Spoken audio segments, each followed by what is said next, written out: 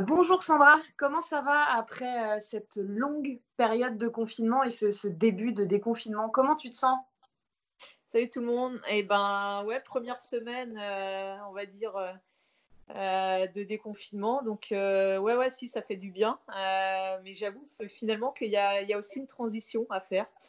Personnellement, j'ai pas sauté de joie en fait. Enfin, je suis contente, mais il y a toujours un peu de réticence du coup on va dire à remettre le nez dehors tout simplement. Donc voilà, j'ai repris mes marques avec en vélo, à pied, hein. Mais pour le reste, pour le quotidien, j'avoue que ouais, faut reprendre tranquillement le rythme parce que 2 mois, ça marque un petit peu. Et puis c'est surtout que le danger, il est encore présent. Donc faut être prudent, ouais. Mais ça va se faire tranquillement, en fait. On est prudent. Donc rester à la maison, c'était une très bonne solution. Comment tu l'as vécu, toi, pendant ces plus de 50 jours de confinement? Bah, finalement, avec le peu de recul que j'ai encore là, ça s'est relativement bien passé quand même. Bon, je pense que comme tout le monde, il a fallu, en début, cette période d'adaptation. Et puis une fois que j'avais créé mon environnement, notamment en termes d'activité sportive et d'entraînement finalement, parce qu'au début, je me refusais à parler d'entraînement, mais au final, je m'aperçois que pendant 2 mois, je me suis clairement entraînée.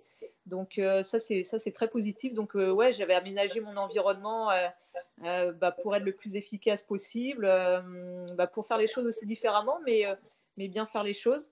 Et puis très vite, c'est vrai que j'avais un home trainer perso, mais c'était pas un home trainer connecté. Donc justement, par le biais de la Fédération française de triathlon et la Ligue Île-de-France, on a pu bénéficier d'un home trainer connecté. Donc associé à l'application Zwift, on s'est bien amusé finalement. Et puis moi personnellement, j'ai beaucoup de réticence aussi à sortir dehors malgré l'autorisation de périmètre restreint. Et donc, du coup, j'ai investi dans un tapis roulant que j'ai mis dans le garage et qui m'a bien servi et qui, je pense, me servira encore parce que je pense que c'est un outil aussi intéressant pour travailler. Maintenant, on va dire, comment dire, sur les prochaines semaines, notamment retrouver une certaine vitesse gestuelle, etc. Donc voilà, j'avais créé un petit peu mon environnement et de façon à bien m'y sentir. On sent que le quotidien était forcément très tourné sur le sport. Tu parlais de ne pas t'entraîner au début. Pour toi, c'était pas de véritables entraînements. Comment t'expliques ça? Puis comment t'expliques le fait que finalement, si c'était des entraînements, est-ce que tu peux nous en dire plus un petit peu Alors sur ce attention, sentiment? attention, c'est vrai que je suis quand même toujours restée sur une planification.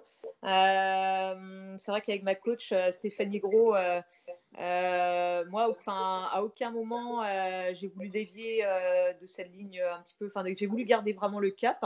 Donc du coup, forcément, on est resté sur une planification, mais aussi vu le contexte, j'étais aussi prête voilà, s'il fallait, si la tête me disait enfin, éprouvait le besoin de lever le pied, j'étais aussi prête à le faire.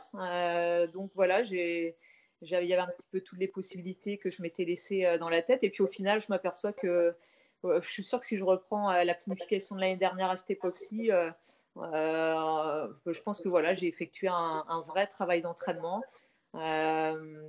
Donc ouais, en fait, c'est vrai que j'ai gardé le cap, mais enfin voilà, j'avais pas exclu éventuellement au gré comment dire, des sensations mentales qu'on pouvait avoir pendant cette période un petit peu bizarre de faire différemment. Donc c'est peut-être aussi le fait de comment dire d'évaporer un petit peu cette pression inconsciente qui m'a aidé à bien vivre les choses aussi.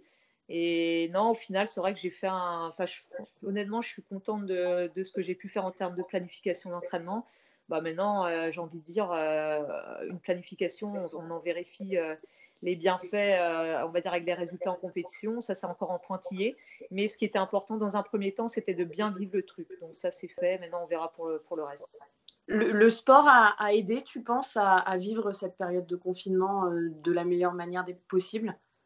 Oui, c'est vrai que forcément, quand tu as de l'aide de haut niveau, forcément, le sport, l'entraînement, il structure nos journées. Donc là, clairement, si ça avait été des journées confinées sans sport, là, j'avoue que ça aurait été beaucoup plus difficile hein, en termes de gestion mentale.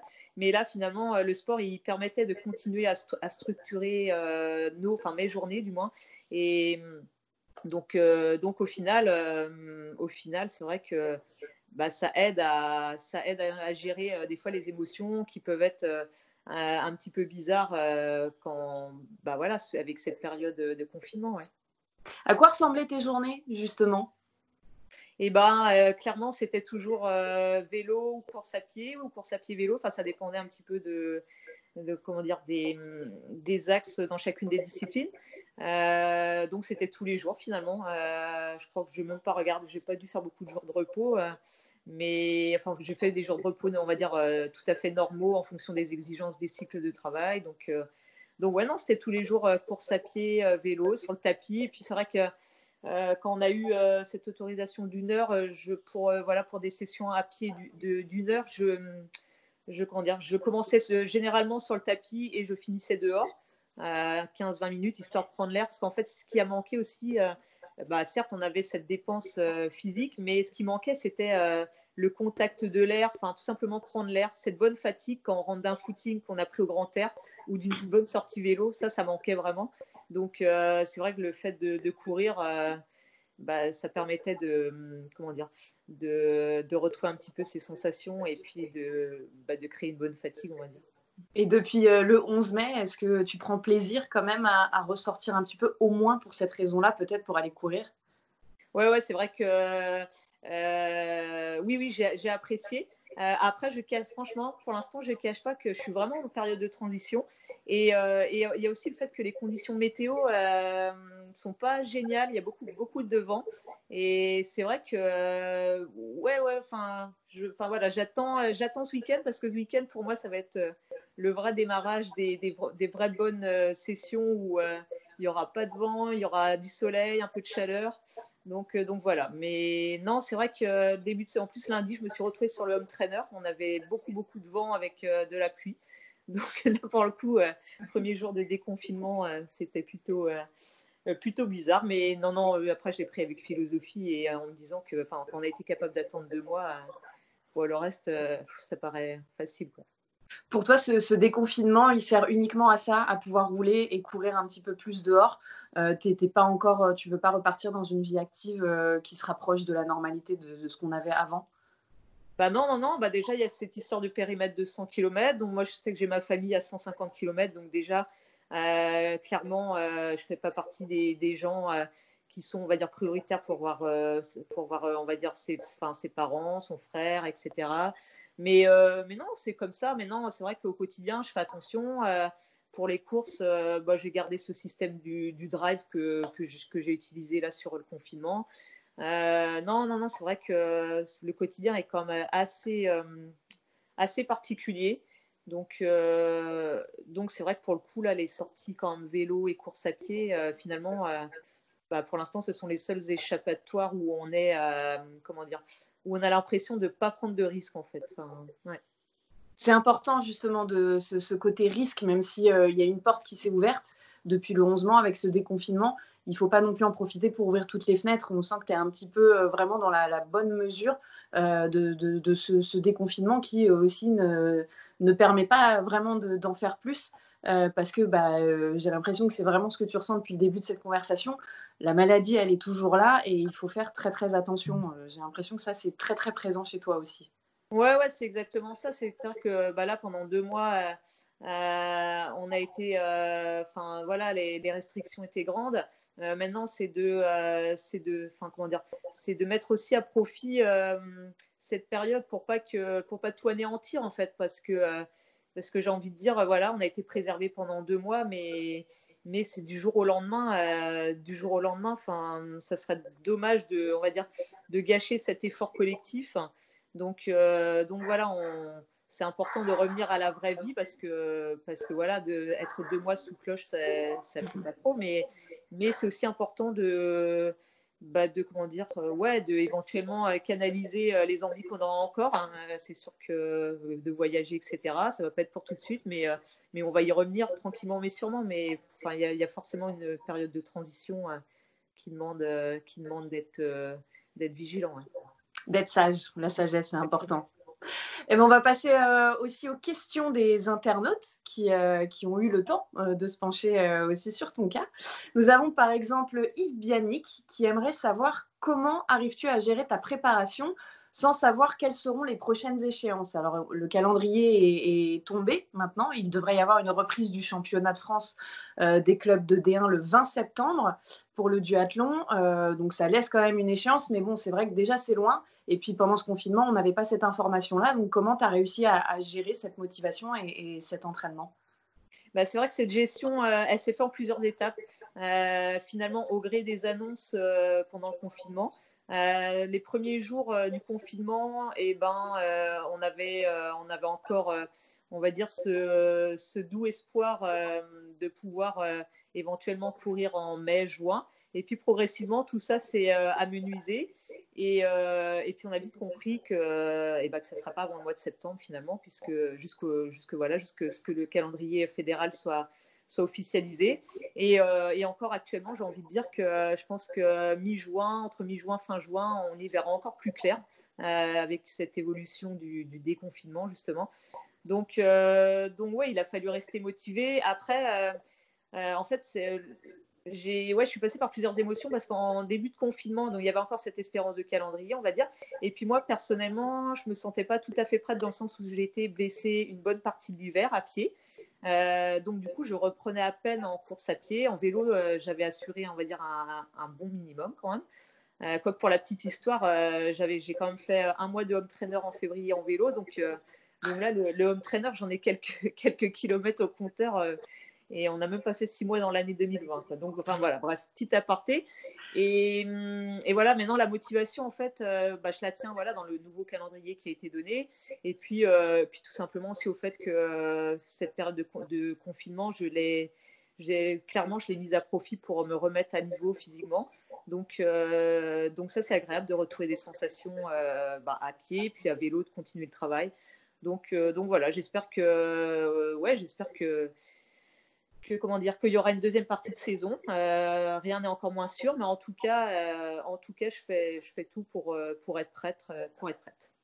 Et justement, tu sens que, même s'il est encore un peu tôt pour l'évaluer, que ta forme physique a forcément changé pendant ce confinement? J'imagine que comme on n'est pas sur le même rythme qu'une saison normale, traditionnelle, c'est aussi de garder la forme plutôt que de progresser, lors de ces entraînements-là. Mais est-ce que si la compétition doit reprendre le 20 septembre, tu sens que ça va être difficile d'être en forme à ce moment-là? Ou alors justement, le système est bien mis en place, la fédération vous a bien soutenu pour que tout se passe bien aussi, que le staff puisse vous donner de bonnes échéances à ce niveau-là et un bon programme d'entraînement?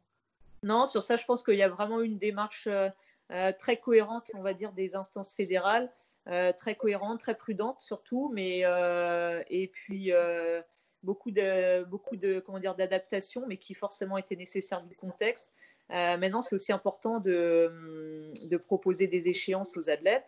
On a tous compris aussi que ces échéances, elles sont forcément soumises à l'évolution de la situation. Mais c'est vrai que c'est comme important d'avoir un calendrier, on va dire pour tout le monde, hein, aussi bien pour les instances dirigeantes que pour les athlètes.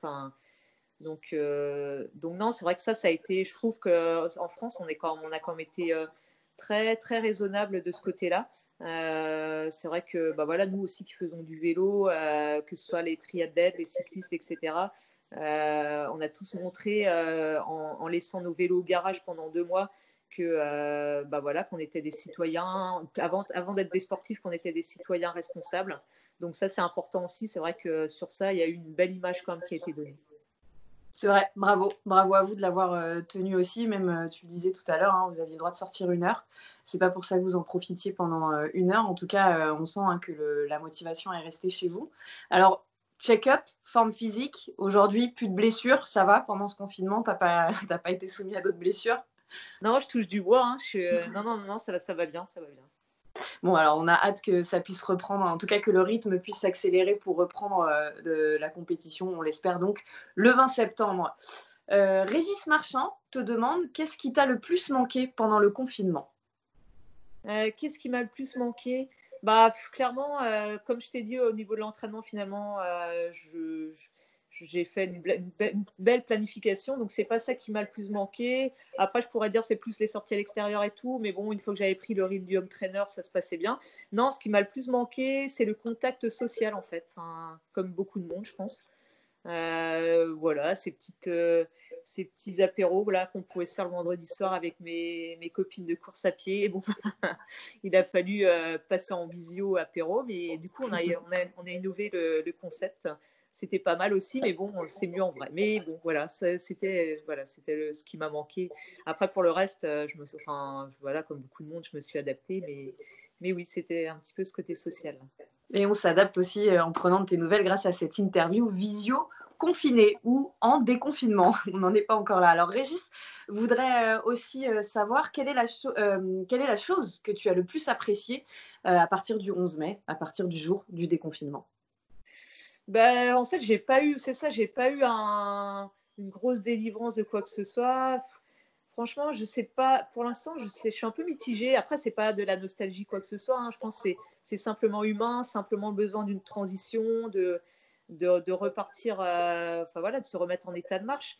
Mais non, ce qui m'a le plus manqué, je sais pas. Je pense que du coup, j'ai la chance de pas être trop loin de Saint-Malo. Je suis à 70 km, donc un truc tout bête que je ferai sûrement ce week-end, très sûrement dimanche après-midi. Voilà, après je vais essayer de. Faut voir s'il n'y a pas trop de monde non plus, mais dans l'idée, j'aimerais bien voir la mer, tout simplement. Voilà. Prendre sa voiture et aller voir la mer, ça peut être quelque chose de relativement sage, en effet, tant qu'il n'y a pas toute la France qui décide de le faire au même moment. Non, mais c'est ça, voilà. Après, voilà, là, je t'en parle en direct, c'est pas forcément encore anticipé mon idée, mais pourquoi pas, ça sera peut-être le lundi, ça sera peut-être plus judicieux quand les gens seront retournés au travail. Voilà. Mais dans l'idée, dans les 10 prochains jours, c'est ça, j'aimerais bien voir la mer. C'est une très bonne idée. Ça peut faire du bien au moral et puis du bien physiquement aussi avec cet air bien iodé qui peut faire du bien aux poumons, par exemple. On continue avec Maya Eb qui veut savoir quel est ton meilleur conseil pour allier sport de haut niveau et vie professionnelle. C'est vrai que j'ai quand même la chance, donc je suis prof de PS et j'ai vraiment beaucoup de chance d'avoir un détachement par le biais de la Fédération française de triathlon. Donc clairement, je suis détachée, donc je ne travaille pas, oui, pour dire les choses comme ça. Donc je suis totalement investie à 200% dans ma pratique sportive. Et ça, c'est vrai que c'est une richesse inestimable parce que voilà, toute l'énergie que je la mets au service de mon activité sportive. En termes de planification, etc., j'ai zéro contrainte professionnelle. Donc voilà, ça me permet de m'investir vraiment totalement dans mon sport. Et puis ouais, c'est quelque chose qui me plaît bien parce que quand je prépare un objectif, j'aime bien être centrée totalement sur ça. Donc là, pour le coup, ça, c'est vrai que c'est parfait, ça. Il y a un petit peu de confort derrière ça financièrement. J'imagine que ça doit aider aussi d'avoir ces revenus-là et puis peut-être aussi d'autres revenus de sponsors grâce au duathlon. C'est pas facile, on ne peut pas vivre que de son sport. Je te dirais encore plus en duathlon. C'est vrai que j'ai la chance d'avoir mon salaire de prof de PS, donc j'ai envie de te dire, ouais, franchement, mentalement, quand tu n'as pas cette épée Damoclès là au-dessus de la tête, de savoir de te lever le matin ouais, quand tu n'as pas ce souci financier là, je veux dire, c'est le reste, c'est facile, quoi. Même si je m'entraîne 25 heures semaine, j'ai envie de te dire, c'est facile, quoi. Donc, non, c'est vrai que ça c'est vraiment bien d'avoir ce détachement par le biais de la fédération. Et puis de voir que du coup, les résultats suivent, hein, championne du monde, championne d'Europe de duathlon, ça paye aussi à ce niveau-là. Marion Legrand voudrait savoir si tu devais choisir entre un bon pétage de canne sur un contre-la-montre individuel à vélo ou un 10 bornes sur route archi roulant en course à pied, que choisirais-tu? Alors là, ça, c'est une excellente question. J'ai envie de lui répondre que les deux sont particulièrement alléchants. Alors le 10 bornes, je pense que je l'ai expérimenté. Je pense qu'il me manquerait du coup un bon contre-la-montre vélo, mais un vrai, quoi, avec un vrai vélo, etc., un vrai effort. Je pense que je désespère pas. Il me reste encore, je pense. Là, pourquoi pas cette année, puisque je suis dans une équipe de vélo. Donc Donc, ça peut se faire cette année, ça. Ok. Et puis, pour rebondir sur l'association des deux, c'est vrai qu'en duathlon, quand on associe les deux, et la course à pied et le vélo, forcément, il y a double pétage de canne, quoi. Ça résume bien la situation. On parle de dilemme à travers cette question. Marion Legrand en a un autre pour toi. Elle te demande. Et enfin, ketchup ou mayo? Bon, Marion, j'aurais aimé te faire plaisir en te répondant un des deux, mais en fait, aucun des deux, mais je te répondrai du gruyère, quoi. Ah, c'est pas mal aussi, dans un autre genre. D'accord, saupoudrer un petit peu de gruyère, pourquoi pas ces plats. C'est pas mal. Alors justement, question alimentation, comment tu as vécu ce confinement à ce niveau-là? Ça doit pas être évident d'adapter un régime alimentaire quand on sort moins, quand les entraînements sont pas les mêmes. Est-ce que tu as changé quelque chose? Comment tu as géré cet aspect-là? Alors en termes de, j'avoue que je me suis quand même entraînée assez quantitativement et qualitativement. Peut-être où là où j'étais quand même très vigilante, c'était en termes d'hydratation. Parce que forcément, les efforts, on va dire, à l'intérieur sont forcément différents, on transpire davantage, etc. Donc, ouais, c'était dès que je descendais du vélo ou du tapis roulant, c'était vraiment de m'hydrater. Et puis ouais, forcément, vu que j'étais à domicile également, c'était de manger assez rapidement derrière, en fait, pour refaire les recharges, tout simplement. Et un régime alimentaire basique de ce que tu as traditionnellement sur une saison normale? Non, franchement, ça n'a pas. Il y a pas de modification particulière par rapport à ça. Tu as cuisiné plus que d'habitude quand même pendant ce confinement? Ça, c'est la question qu'il fallait pas trop me poser. Non, j'avoue que c'est pas forcément une grosse passion, la cuisine. Donc non, j'ai fait dans la simplicité et dans l'utile assez souvent quand même. Bon, alors si je te demande, je pense que la réponse déjà ne sera pas une casserole ou ce genre de choses, mais je vais quand même te poser la question. As-tu un objet dont tu t'es particulièrement servi pendant ce confinement? Écoute, on va être un petit peu dans le thème de l'interview, hein. Vas-y. En effet, ça va pas être une casserole ou une poêle pour faire des crêpes ou une bilique, tu vois, ça aurait pu en bonne bretonne que je suis. Mais tout simplement, ça va être le home trainer. Ce fameux home trainer qui m'a été prêté par la FF3 et la Ligue Île-de-France. 2 secondes. Alors, comment je le mets? Hop, tu le vois là? Tac. Alors là, avec le petit ventilateur derrière pour pas que ça chauffe Alors, trop. Attends, justement, pour la petite histoire, donc quand j'ai reçu ce home trainer, j'en avais un déjà, mais je pense qu'il devait pas je transpirais, mais ça le faisait. Donc, j'utilise ce premier home trainer là, je l'ai reçu, je crois, un vendredi, donc j'utilise le samedi.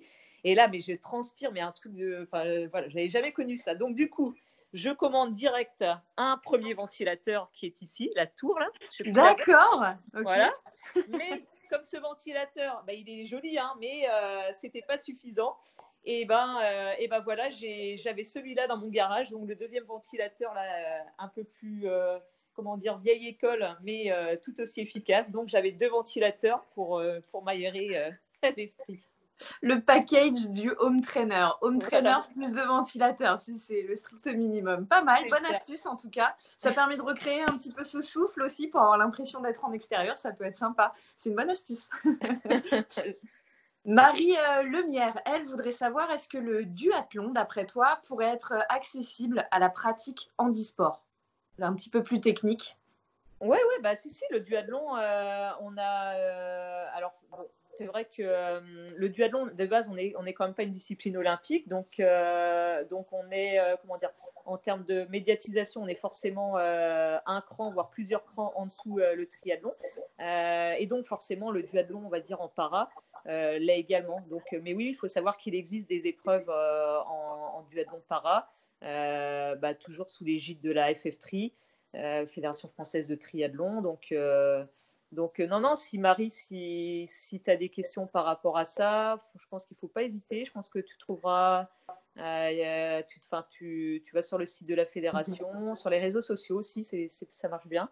Et puis tu laisses un message et je pense qu'on te redirigera vers la personne qui peut te donner des infos. Mais je pense que voilà, si tu es sur les réseaux sociaux, va voir le profil de Nicolas Becker qui saura te documenter.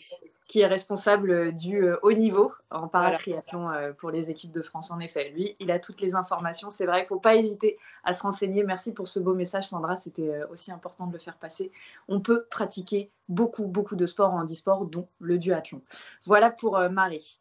Hervé Maisonna veut lui savoir, privilégiant la course à pied, es-tu plus trail que route dans ta préparation ? Ça, c'est une bonne question. Je suis quand même quelqu'un qui trail route. Si je réponds piste, j'aime bien encore troisième option. Ouais, j'aime bien encore un petit peu aller sur le synthétique, sur la piste parce que finalement la piste ça ne ment pas. Hein, c'est vraiment quantifiable et les chronos sortent tout de suite.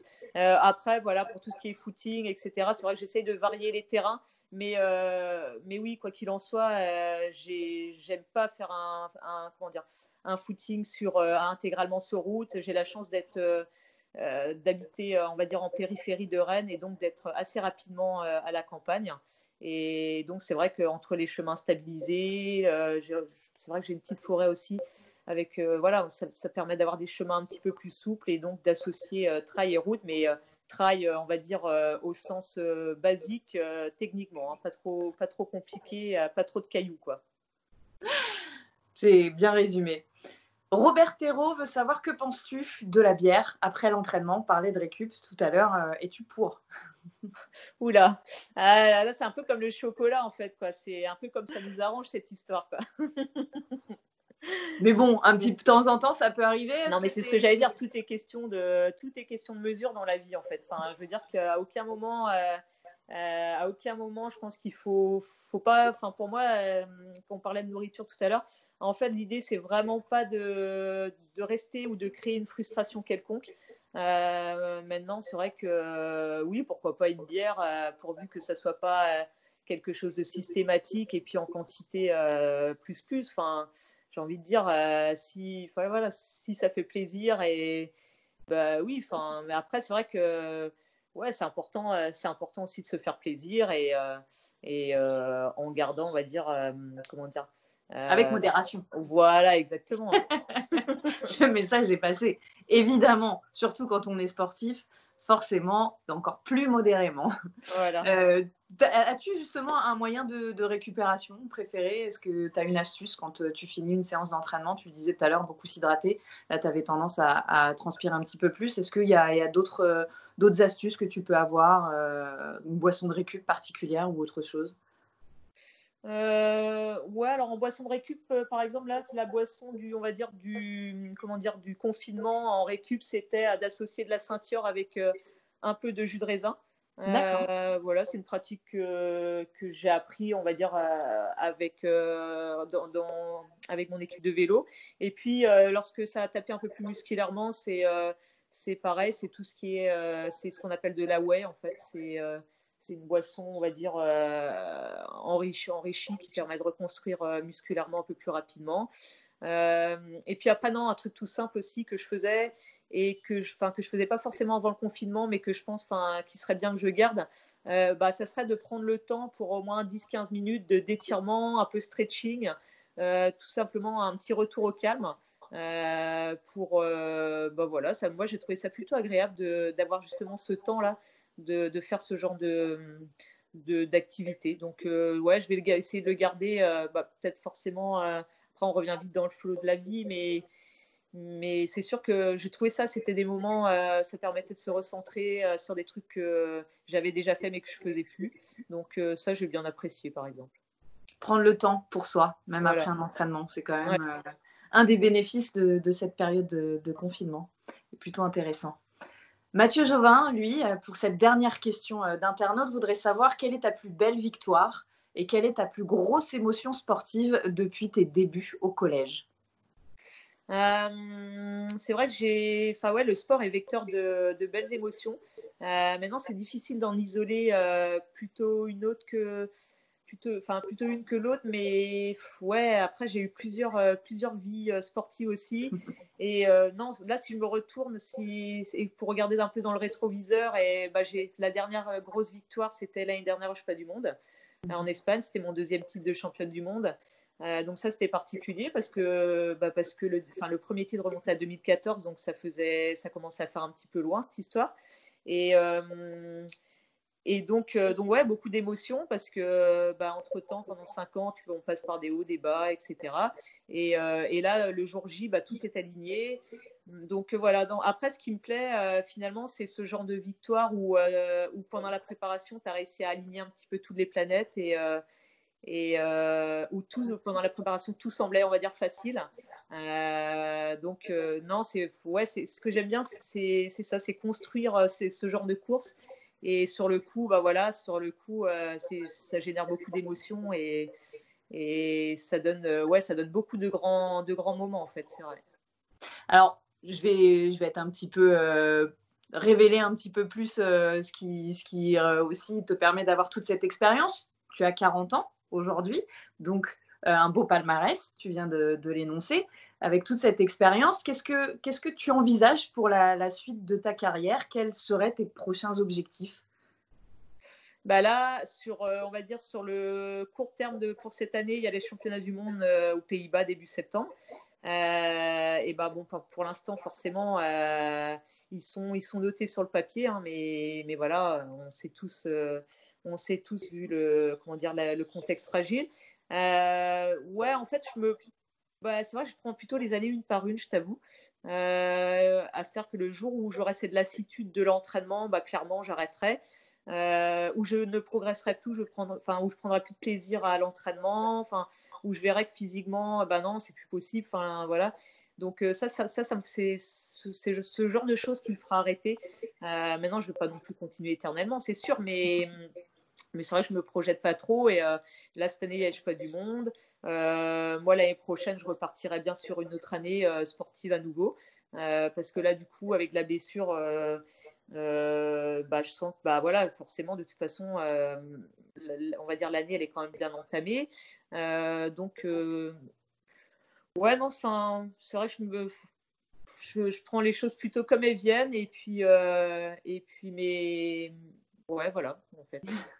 En même temps, Aïk, tu le disais, hein, cette année, elle compte un petit peu pour du beurre. Enfin, dans le meilleur des cas, il y aura de belles échéances à partir du mois de septembre. Dans le pire des cas, c'est vrai que de se projeter sur l'année prochaine, ça peut aussi faire du bien. Et en tout cas, on espère, nous, te voir aussi l'année prochaine encore sur les Grands Prix, bien évidemment. En tout cas, je te remercie beaucoup, Sandra, pour cette interview visio confinée en période de déconfinement. On reste encore à la maison tant que possible, c'est important. Tu as bien fait passer le message à ce niveau-là. Merci beaucoup. Prends bien soin de toi, bonne continuation. Et puis encore une fois, on espère te revoir très rapidement sur le bitume pour te voir courir et pédaler comme tu le fais si bien. Je te remercie, je te dis à très bientôt. Merci beaucoup. Salut. Ciao.